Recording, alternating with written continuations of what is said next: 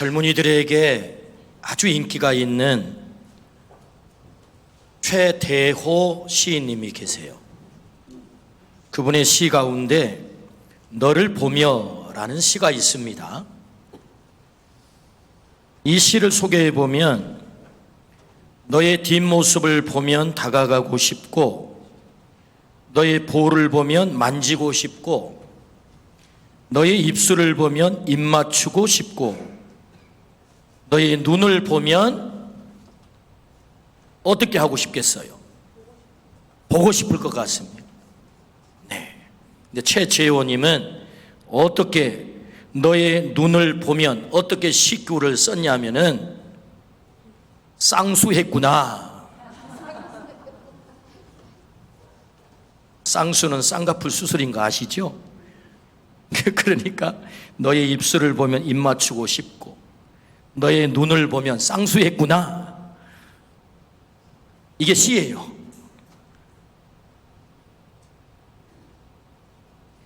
저는 이 시를 보면서 첫 번째 든 생각은 참 생각이 많이 다르구나 하는 생각을 했어요. 저도 시를 쓴다고 써봅니다만은, 그래서 제가 여기다가 만약에 식구를 넣는다면 황홀감에 내 눈에 빠지고 싶어 뭐 이렇게 꼭 쓰고 싶은데, 이 시인은 쌍수했구나 그랬단 말이지. 젊은이들이 좋아한대요. 시가 반전이 있잖아요. 참 생각이 많이 다르다 하는 생각을 하게 됐습니다. 우리는 우리의 모습만큼이나 다른 생각을 가지고 살아갑니다. 생각이 다른 것을 우리는 탓할 수 없습니다. 그러나 문제는 생각이 우리 행동을 지배한다는 거예요. 생각이 다르기 때문에 다른 행동으로 말미암아 그 결과가 우리에게 심각한 문제를 야기한다면, 그 다른 생각과 다른 행동을 우리가 그대로 용인하고 인정해야 할까라는 질문이 생깁니다. 왜? 생각은 우리 행동을 지배하기 때문에. 최근 미국은 낙태법으로 온 나라가 시끄럽습니다. 지금까지 미국은 임신 6개월 이전까지는 낙태가 합법이었습니다. 자유롭게 할 수 있었습니다. 선택에 의해서. 그러나 지금의 싸움은 낙태 금지법을 만들자는 것입니다. 왜냐하면 태아의 생명권도 중요하다. 말 못한 가장 연약한 그 생명을 어른이 함부로 선택하면 되냐? 생명권을 지켜줘야지. 이 낙태법에 대한 싸움이 태아의 생명권이냐, 여성의 임신 선택권이냐, 이 두 싸움이거든요. 여러분, 우리는 어디에 중심을 두고 선택해야 되겠습니까? 태아의 생명권입니까? 아니면 여성의 임신 선택권입니까?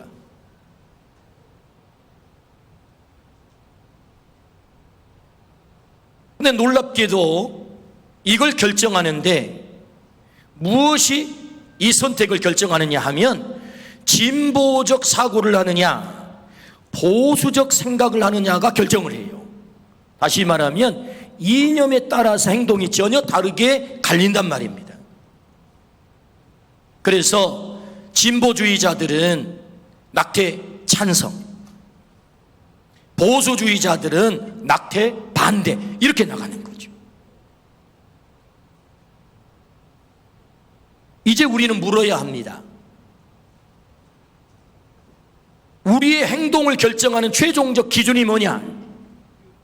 미국에서 통계를 내봤더니 이 낙태에 대해서는 세상의 사람들과 똑같이 이념을 따라 결정한다는 거예요. 이념을 따라서.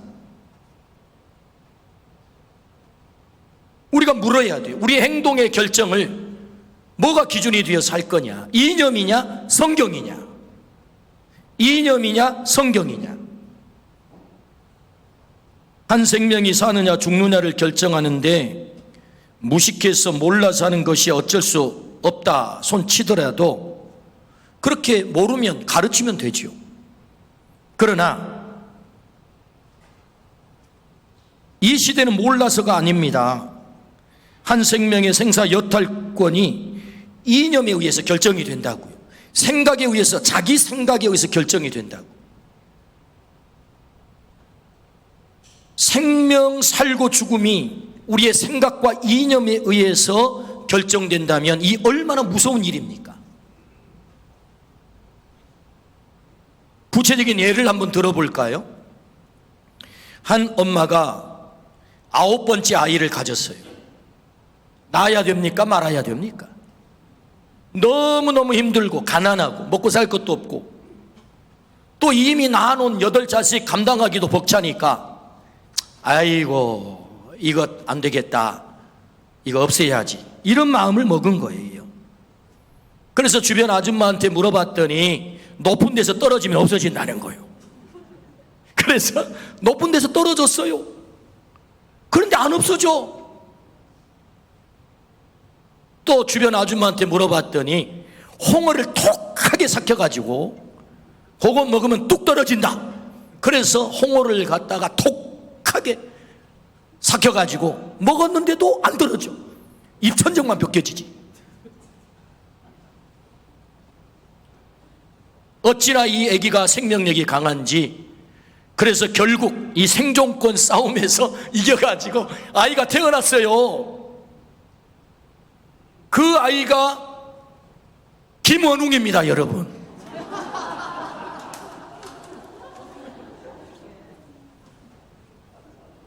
우리 어머니가 임시 선택권을 우선해가지고 내 마음대로 할 수 있어 라고 저를 지워버렸다면 저는 여러분에게 지금 설교할 수가 없어요.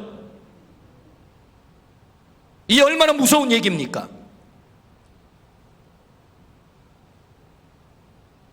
진보적 사고를 하느냐 보수적 사고를 하느냐가 우리 행동을 결정한다고요. 우리 어머니가 진보적 사고를 해가지고 없애야 되겠다 끝까지 그랬으면 저는 존재할 수 없습니다.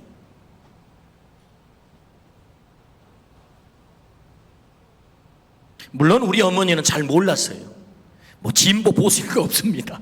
그래 너무 힘드니까 아이고 아홉을 낳아서 어떻게 기르냐, 뭐 주변에 아줌마를 다 그렇게 하는데 뭐 별로 생각 없이, 별로 거리낄 것 없이 그냥 그렇게 하신 거지 무슨 여기에 진보 보수는 없어요. 우리 어머니는 그랬어요. 제가 지금 무슨 얘기를 하고 있는 것입니까? 우리는 생각이 다 달라요. 또 이념도 달라요. 우리의 다 다른 생각으로 세상을 움직인다면 세상은 어떻게 될까요? 작은 일이야 문제될 일이 없겠지만 생명을 살리고 죽이는 문제라고 한다면, 인류가 존재하느냐 존재하지 못하느냐의 문제라고 한다면, 역사가 존재하느냐 존재하지 못하느냐 이런 어마어마한 문제라고 한다면, 이런 문제를 결정하는데 우리의 생각대로, 우리의 이념대로, 각자 알아서 자기 좋을 대로, 얼마나 무서운 얘기입니까? 불완전한 우리의 생각이 기준일 수는 없잖아요. 불완전한 우리의 이념이 기준일 수는 없잖아요. 지도를 한번 보십시오. 이 지도는 세계 지도인데요, 저 컬러풀한 지역은 어떤 지역이냐 하면은 동성혼이 합법화된 나라입니다. 소위 말하면 선진국이라고 하는 30여 개 나라가 이미 동성 결혼을 합법해서 남자가 남자와 결혼할 수 있는 나라입니다. 법적으로.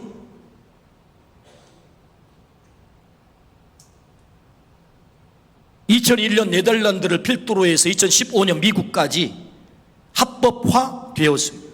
우리나라도 이 동성 결혼을 합법화하자고 이제 난리인 거죠.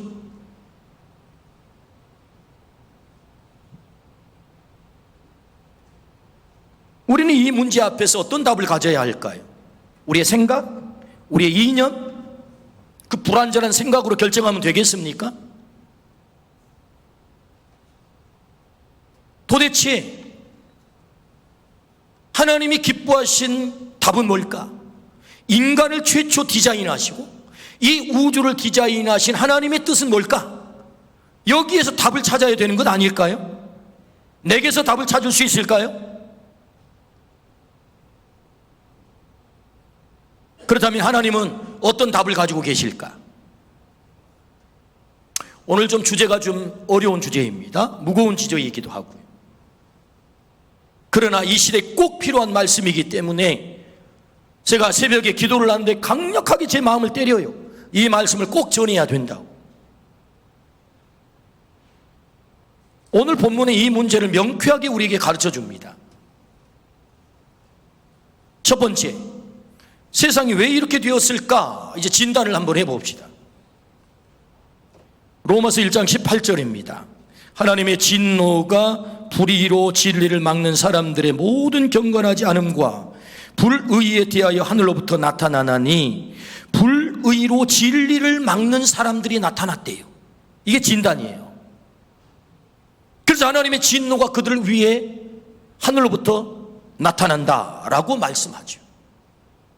한마디로 말하면 타락했다, 진단하건대 타락했다, 그 말입니다. 그래서 이 땅에 하나님의 뜻과 관계없는 현상들이 나타나고 있는 거라는 겁니다. 지금 이 나타나고 있는 현상들이 왜 이렇게 역사가 혼란스럽고 세계가 혼란스럽고 사회가 혼란스럽고 이렇게 된 거냐? 타락했다, 타락했다. 그래서 그 타락한 특징들이 계속해서 나타나는데 그 타락한 특징이 뭐냐 했더니 21절에 하나님을 영화롭게 하지 않아요. 두 번째, 감사하지 않아요. 세 번째, 허망하여 지며 미련한 마음이 어두워졌어요. 마음이 어두워졌어요. 네 번째, 스스로 지혜 있다 하나 어리석게 됐어요. 다섯 번째, 하나님의 영광을 썩어질 우상으로 바꾸었어요. 23절, 우상으로 바꿔버렸어요. 25절, 피조물을 조물주보다 더 경배해요. 하나님보다 피조물을 더 경배한다고. 지가 하나님이야. 지 생각이 하나님 생각이야.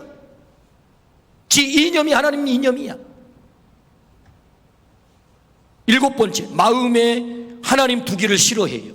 궁극적으로 이렇게 타락한 결과의 마지막 종착지가 어디냐? 하나님을 두기 싫어하는 거예요. 마음속에. 28절, 마음에 하나님 두기를 싫어했다. 이 시대는 다양한 방법으로 하나님을 떠나게 만듭니다. 이 거대한 물줄기를 우리가 분별하지 못하면 현상에 우리가 휩쓸려 갑니다. 하나님을 떠나게 해요. 장신대 김도일 교수님은 7월 16일자 기독공보에 무신론 시대의 성경론이라고 하는 글을 썼어요. 이 시대 가장 큰 특징은 기독교 신앙을 무너뜨리기 위해 무신론자들의 무차별적 공격이 있음을 잊지 말아야 한다. 그분의 글이에요. 만들어진 신을 쓴 리차드 도킨스, 다니엘 데닛, 샘 해리스, 크리스토퍼 히친스 등이 이 시대의 사람들에게 곽광을 받고 있다. 그들의 구체적 공격의 목표는 성경이다. 성경을 신뢰하지 못하도록 한다. 결국 성경의 권위를 무너뜨려 성경을 믿지 못하도록 만드는 것이 그들의 목표이다. 그래서 결국 하나님으로부터 떠나게 만드는 것이 이들의 목표이다 라고 글에 적고 있어요. 이 글의 결론이 뭐냐? 그러므로 다시 이 시대는 성경으로 돌아가야 된다 라고 주장합니다. 여러분, 우리가 성경으로 돌아가야 될 줄로 믿습니다. 오늘 이 말씀을 들을 때 이념의 렌즈로 성경을 들여다보지 않기를 축복합니다.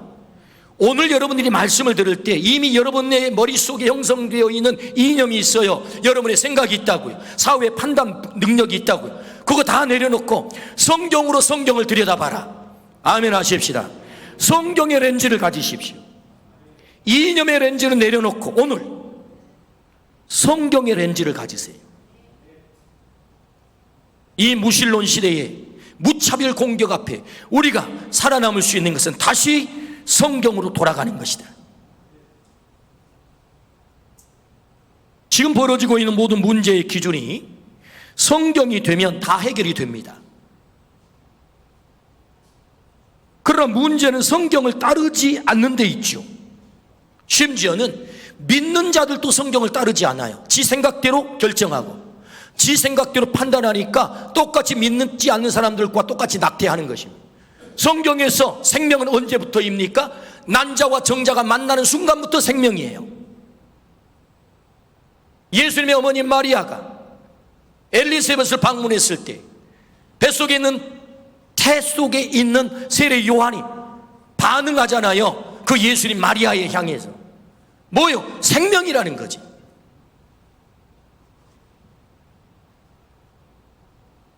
성경의 기준을 따라야지 내 이념을 따르면 안 된다고요. 타락한 자들의 특징이 뭐라고요? 하나님 두기를 싫어하는 거예요. 하나님 말씀 두기를 싫어하는 거죠. 그런 소리 좀 하지 마세요, 이렇게 나가는 거죠. 그래서 자기 좋을 대로 사는 것입니다. 포스트 모더니즘의 가장 큰 특징이죠. 네가 진리야. 그래서 나타나는 현상인 것입니다. 사실은 하나님을 두기 싫어하니까 자기가 진리인 거죠. 그래서 두 번째, 왜 이렇게 됐을까? 진단에 타락했기 때문이다. 그 타락의 마지막 종착지가 어디다? 하나님을 두기 싫어한다. 자기 좋을 대로 그래서 산다. 두 번째, 하나님의 처방이 있어요. 그래서 하나님을 두기 싫어한 타락한 그들을 향한 하나님의 처방이 뭐냐? 24절입니다. 자, 같이 한번 읽어볼까요? 시작. 그러므로 하나님께서 그들을 마음의 정욕대로 더러움에 내버려 두사 그들의 몸을 서로 욕되게 하셨으니, 하나님이 그들을 마음의 정욕대로 더러움에 내버려 둬버렸다는 거예요. 이걸 소위 방기라고 합니다. 버려버렸대. 방기. 자식들이 부모님의 말을 아무리 설득하고 해도 안 들으면 마지막 부모님이 딱 한마디 합니다. 마지막 뭐라고 해요? 네 마음대로 살아라. 그게 방기라는 것입니다. 방기는 무서운 것입니다. 하나님과의 결별인 거예요. 부모와의 결별인 거예요.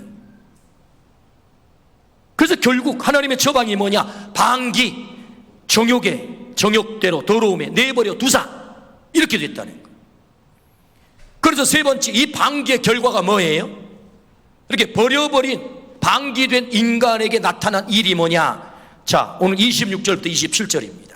시작. 이 때문에 하나님께서 그들을 부끄러운 욕심에 내버려 두셨으니 곧 그들의 여자들도 순리대로 쓸 것을 바꾸어 영리로 쓰며,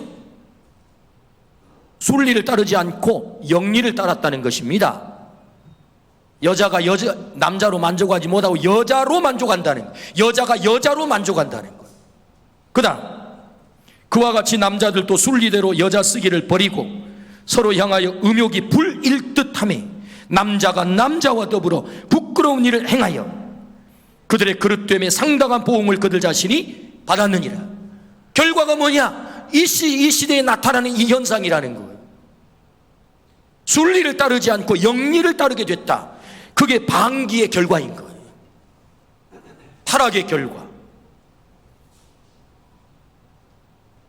타락한 인간, 그래서 버림받은 방기된 인간은 극단의 쾌락을 추구하게 됐다라고 성경은 말씀합니다. 순리를 가지고는 만족을 못하는 거예요. 그래서 영리를 택해가지고 자신이 요구하는 쾌락을 추구하는 것입니다. 순리가 무엇입니까? 하나님의 창조 질서를 따르는 거죠. 순리가 무엇입니까? 하나님의 창조 질서를 따르는 거죠. 하나님은 한 남자와 한 여자를 창조하여서 결혼이라는 제도를 통해서 생육하고 번성하라, 이것이 인류를 디자인하고 계획하신, 그래서 인류를 창조하신 첫 번째 하나님의 사명, 창세기 1장 27절 28절 말씀이죠. 인류를 향한 원천적 뜻, 대원칙이죠. 그것이 순리입니다. 그런데 타락하여 정욕에 사로잡히니 남자가 여자에게서 만족을 얻을 수가 없어요. 여자는 남자에게서만 만족을 얻을 수가 없어요. 그래서 어떻게 합니까? 남자가 남자를 보고 음욕이 불일 듯 일어나게 됐다라고 성경은 말씀하죠. 결국 쾌락을 추구하게 됐다라고 말씀하죠. 그 대표적인 성경의 말씀이 무엇입니까? 소돔과 고모라 사건입니다. 소돔과 고모라 성에 롯의 집에 두 천사가 들어왔습니다. 이 소문을 들었어요, 동네 사람들이. 그리고 노소를 가릴 것 없이, 젊은 애나 나이 든 사람을 가릴 것 없이, 성경이 그래요, 노소를 막론하고 롯의 집에 전부 찾아온 것. 그리고 그들은 소리칩니다. 그 인간들을 내놔라. 우리가 그를 상관하리라. 상관한다는 말은 성폭행한다 그 말입니다.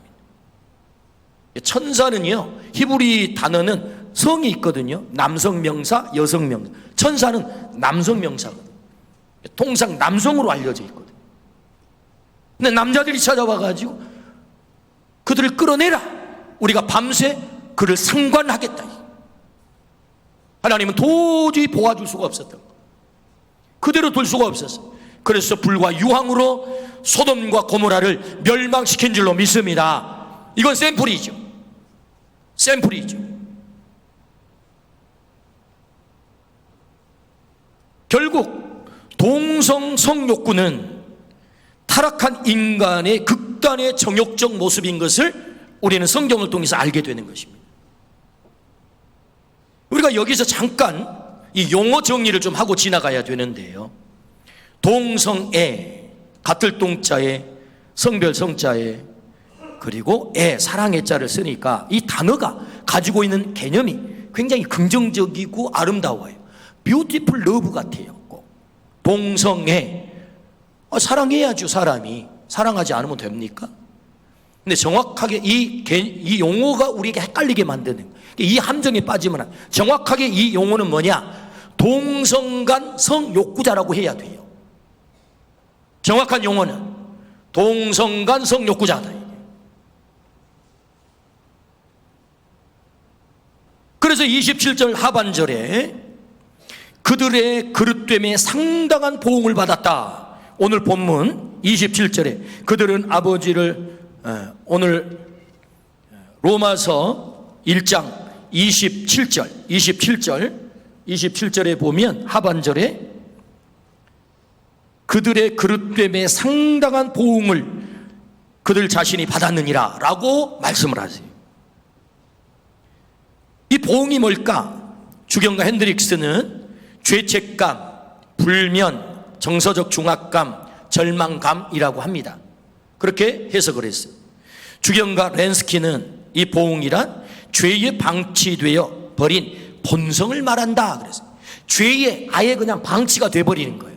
방치가 돼서 계속 그 죄의 구덩이 속에 산다 그 말입니다. 그래서 오늘 성경 29절부터 31절에 죄에 방치되어 버린 본성, 그 보응의 결과가 어떻게 나타나느냐?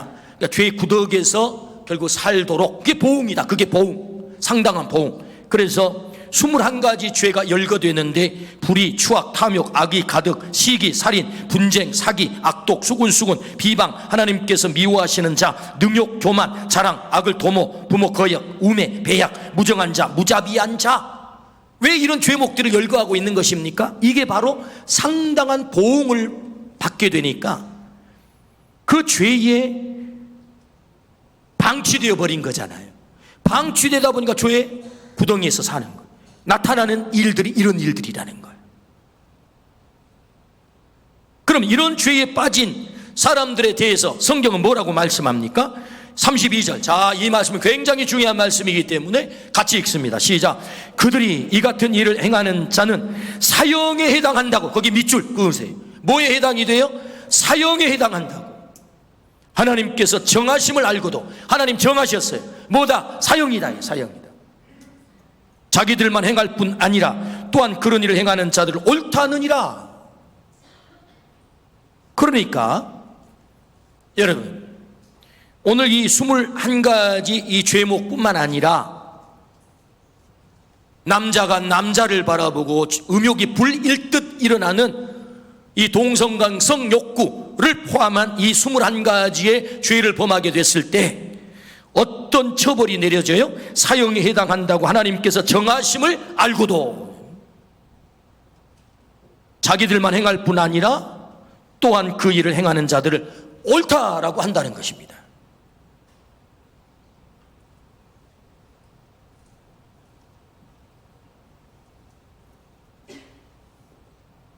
이게 하나님께서 주시는 말씀이에요.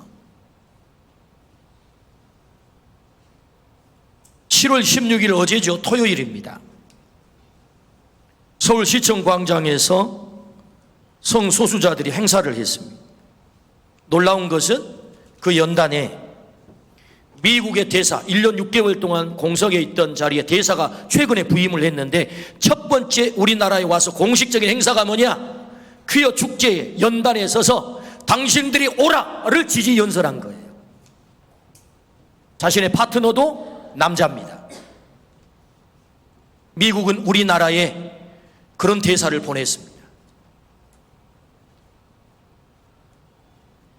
그리고 자신만 그 연단에 올라간 게 아니고 12개의 나라 대사들이 그 연단에 올라와서 다 연이어 지지 연설을 한 거예요. 오늘 성경이 뭐라고 하지요? 그들이 이 같은 일을 행하는 자는 사형에 해당한다고 하나님께서 정하심을 알고도 자기들만 행할 뿐 아니라 또한 그런 일을 행하는 자는 옳다 한다는 거죠. 성경 그대로잖아요. 옳다, 옳다. 성경 어디에도 남자와 남자가, 여자와 여자가 음욕을 불태우는 것을 정당하다고 옳다고 말한 곳이 없어요. 레위기 18장 22절, 너는 여자와 동침함같이 남자와 동침하지 말라. 이는 가증한 일이니라. 20장 13절, 누구든지 여인과 동침하든 남자와 동침하면 둘 다 가증한 일을 행함인즉 반드시 죽일지니 자기의 피가 자기에게로 돌아가리라. 여러분, 성경의 렌즈를 가지시기를 축복합니다. 자기 이념으로 이 말씀을 들여다보지 말고 제발 성경을 성경으로. 고린도전서 6장 9절입니다. 불의한 자가 하나님의 나라를 유업으로 받지 못할 줄을 알지 못하느냐. 미혹을 받지 말라. 음행하는 자나 우상 숭배하는 자나 간음하는 자나 탐색하는 자나 남색하는 자나. 남색이 뭐지요? 호모섹슈얼이죠. 이 사람들 어떻게 해요? 하나님의 나라를 유업으로 얻지 못한다라고 말씀하죠. 오늘 로마서 1장에 뭐라고 그러지요? 이들은 사형에 해당한다. 하나님이 정하셨다. 그렇게 말씀하죠.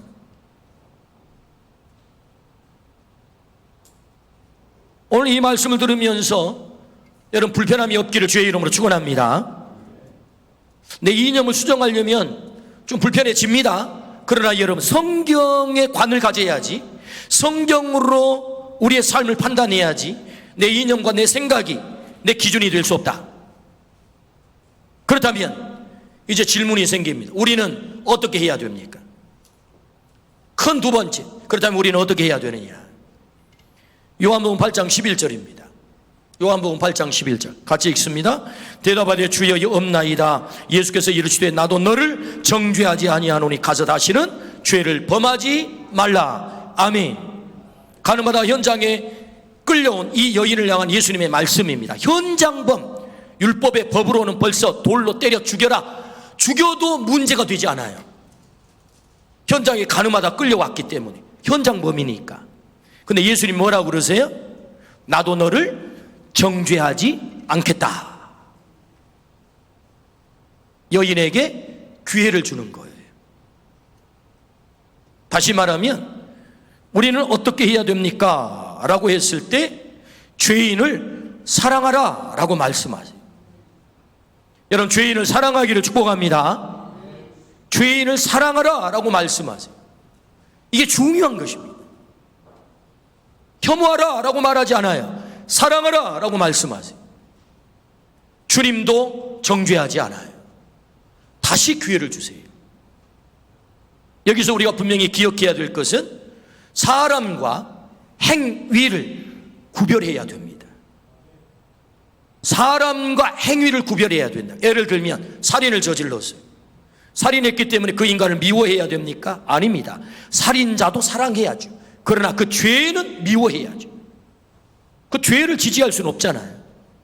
너 옳다라고 말할 수는 없잖아요. 근데 지금의 동성간 성욕구자들은 뭐예요? 내가 하는 이 행위를 옳다고 지지해 주세요. 이게 나가는 거잖아요. 지금 내가 하는 이 행위를 옳다고 지지해 주세요 라고 나가는 거잖아요. 이 세상에 어떤 범죄자도 내가 한 행위에 대해서 옳다고 지지해 주세요 라고 요구하지 않습니다. 요구하지 않아요. 그런데 꼭 이 문제에 있어서는 옳다고 지지를 받으려고 하죠. 희한하죠. 그러니까 사람과 행위를 구별해야 된다. 사람은 어떻게 하라고요? 사랑해야 된다. 죄인을 사랑해야 된다. 주님이 우리에게 보여주신 거죠. 왜? 주님이 그렇게 하셨기 때문에. 그럼 누구든지 교회에 다 오실 수 있어요. 다 와야 됩니다. 우리는 그들을 다 사랑해야 되는 것입니다. 다 품어야 되는 것입니다. 우리 아멘 하십시다. 누구도 거부당할 이유가 없어요. 다 사랑받아야 된다. 두 번째, 우리는 그럼 어떻게 해야 됩니까? 두 번째, 다시 요한복음 8장 11절입니다. 대답하되 주여 없나이다. 예수께서 이르시되 나도 너를 정죄하지 아니오니 가서 다시는 죄를 범하지 말라. 이게 말씀이에요. 그래서 두 번째 우리는 어떻게 해야 돼요? 죄를 범하지 말라고 말해줘야 되는 것입니다. 그건 죄야. 다시는 그 죄를 범하지 말라. 여러분, 예수님이 어물쩍 넘어가지 않잖아요. 그를 정죄하지는 않았지만 이건 죄야. 다시는 죄 짓지 마 라고 다시 기회를 주는 거잖아요.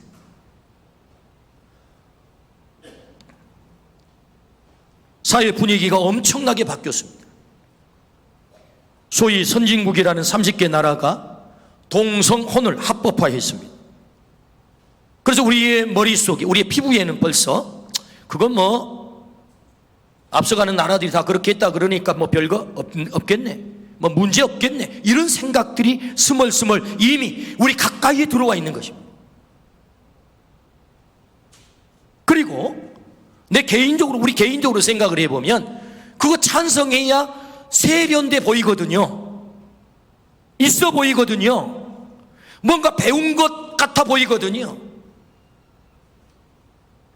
포용해야 뭔가 내가 넓은 사람 같아 보이거든요. 그리고 그들이 핍박받고 있다는데, 그들은 소수자라고 하는데, 핍박받는 소수자 그 인권을 지켜주는 것이 예수님 사랑을 실천하는 것 아니야? 이런 생각이 우리가 들어요. 그리고 제가 몇 년 전에 논문을 쓰면서 데이터를 조사해 봤더니 국내에 나와 있는 신문, 국민일보를 제외하고는 모든 신문이 동성애 찬성입니다. 반대하는 신문이 딱 국민일보 외에는 없어요. 그리고 국민권익인권위원회에서 방송국에 보도 진침을 내렸어요. 동성애에 대해서 혐오적이거나 또는 그것을 부정적으로 표현하는 것은 일절하지 못하도록. 그리고 계속 나오는 뉴스는, 드라마는, 영화는 뷰티풀 러브, 와 아름다워, 계속 세뇌시키는 것입니다. 이 거대한 문화를 통해서 하나님을 마음속에 두기 싫어한 그 세력들이 계속해서 공격하는 이 세뇌에 우리가 세상 속에 살다 보니 우리도 세뇌를 당하고 있는 것입니다.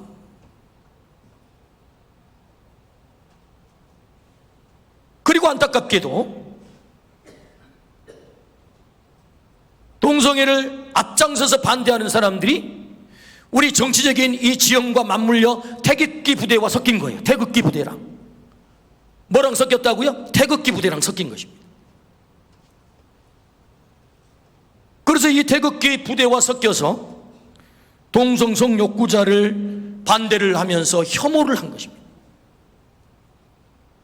그래서 나도 그것은 죄야, 그거 하면 안 돼, 나는 그거 반대라고 내가 의사표시를 하게 되면 나도 태극기 부대처럼 너 혐오자구나 이렇게 찍힐까 봐서, 낙인 찍힐까 봐서 입을 꽉 다뭅니다. 내 마음속에는 동의하지 않는데 괜히 그거 죄라고 말하면, 반대한다고 말하면 나도 극우 혐오자 취급을 받겠네. 그래서 우리는 입을 다물죠.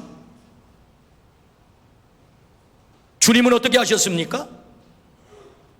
가서 다시는 죄를 범하지 말라라고 말씀한 것입니다. 우리는 어떻게 해야 됩니까?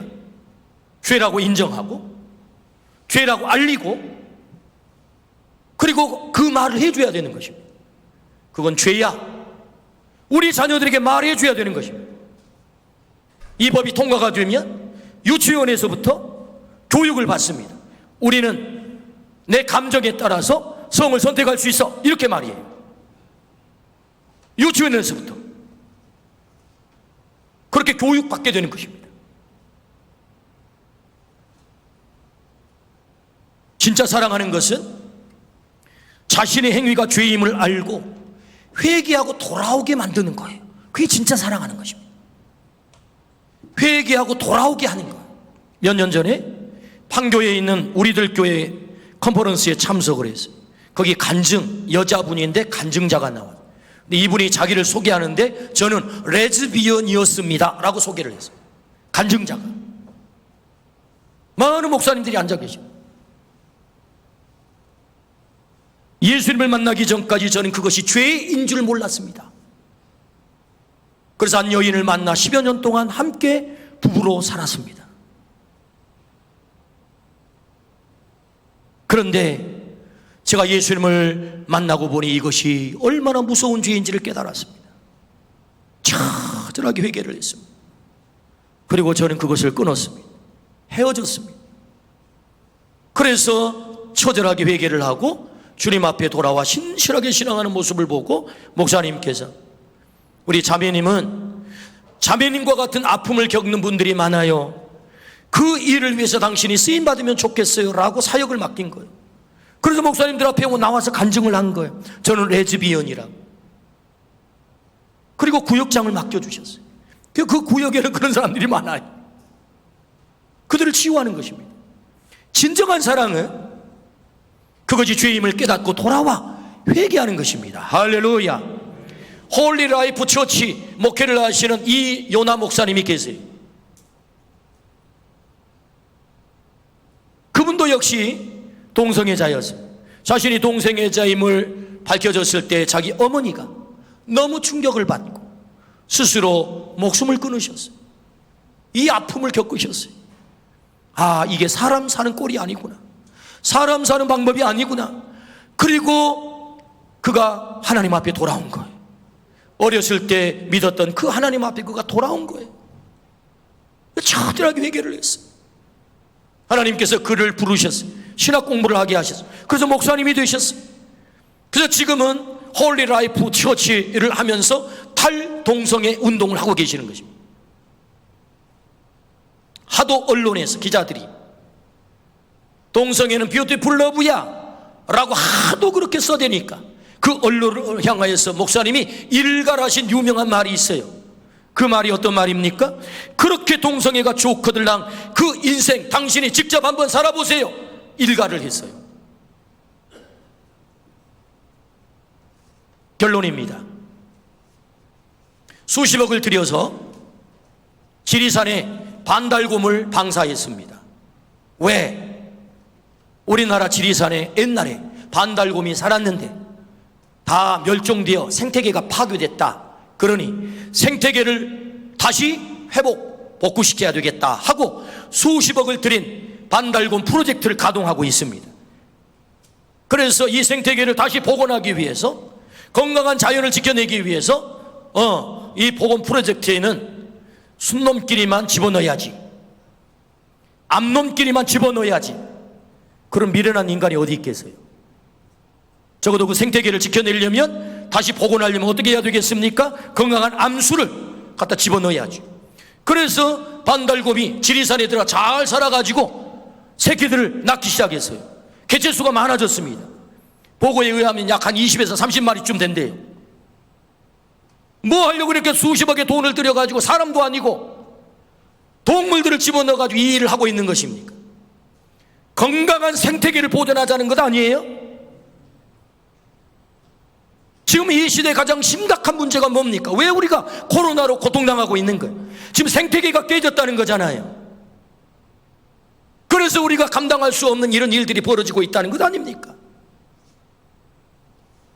여러분, 자연의 생태계도 보존하겠다고 반달곰을 한 쌍씩 들여보내고 이 생태계를 보존해보자고 우리가 모두가 이렇게 목소리를 높이는데, 정말로 중요한 인간의 생태계를 보존해야 되지 않겠어요? 영리가 아닌 순리를 따르는 생태계 말이에요. 하나님이 창조하신 창조의 질서, 하나님이 창조하신 창조의 질서, 그 순리를 따르는 것이 인류의 생태계를 진정으로 보존한 것 아니겠느냐, 그 말입니다. 주님은 오늘 말씀하세요. 오늘 우리가 이 시대에 하나님을 두기 싫어한 타락한 인간들이 그 정욕에 빠져서 사형에 해당한다라고 하나님이 정하심을 알고도 그 사형장을 향하여 뚜벅뚜벅 인류의 멸망의 길을 향하여서 뚜벅뚜벅 걸어간다는 것 아니겠습니까? 이제는 돌아서야 될 때가 왔어. 나도 너를 정죄하지 아니하노니 가서 다시는 죄를 범하지 말라라고 주님이 말씀하세요. 오늘 우리 모두가 영리를 따르지 말고 순리를 따라 그 아름다운 생태계를 보존함으로 우리의 아들과 딸들이, 우리의 손녀, 손자들이 아름다운 그 보존된 생태계 아래서 행복하게 살 수 있도록 그 일을 우리 모두가 감당하기를 주의 이름으로 축원합니다. 아멘.